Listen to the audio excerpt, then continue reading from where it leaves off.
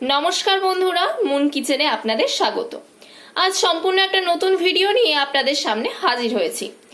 আজ আমাদের রেসিপি হলো আমলস্যি। দেখতেই পাচ্ছেন আমলস্যি কতটা সুন্দর হয়েছে।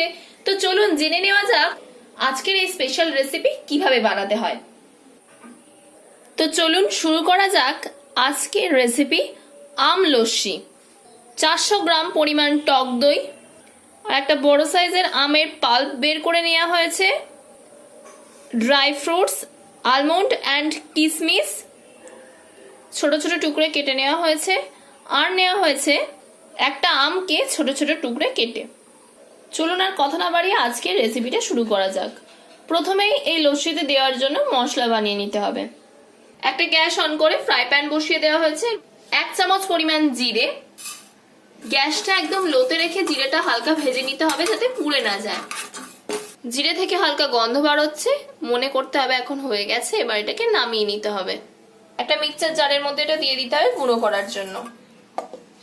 জিরেটা কিন্তু ব্লেন্ড করা হয়ে গেছে।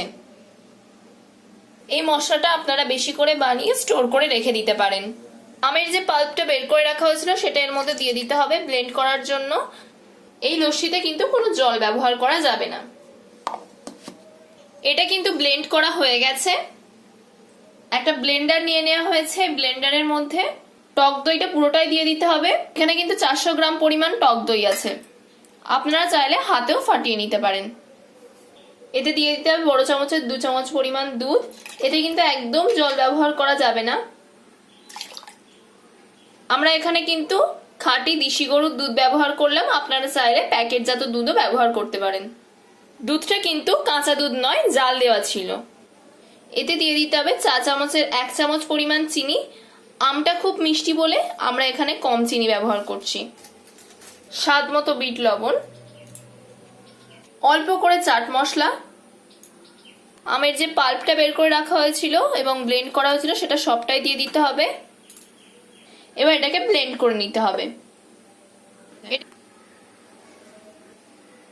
এটা কিন্তু ব্লেন্ড করা হয়ে গেছে। আমাদের লস্যি কিন্তু প্রস্তুত হয়ে গেছে। এবার এটাকে আমরা পরিবেশন করব। এখানে 3টে গ্লাস নিয়ে নেওয়া হয়েছে। এটাতে কিন্তু আমরা বরফ ব্যবহার করিনি, আপনারা চাইলে বরফ ব্যবহার করতে পারেন। আর আমরা ফ্রিজে ঢুকে এটা ঠান্ডা ঠান্ডা পরিবেশন করব। এবার এর ওপর থেকে দিয়ে দিতে হবে ছোট ছোট টুকরে কেটে রাখা আম, ছোট ছোট টুকরে কেটে রাখা কিশমিশ, ছোট ছোট টুকরে কেটে রাখা আলমন্ড বাদাম।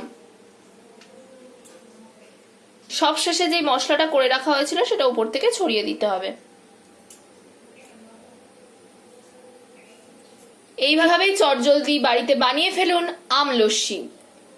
এটা খেতে কিন্তু দুর্দান্ত স্বাদের হয়।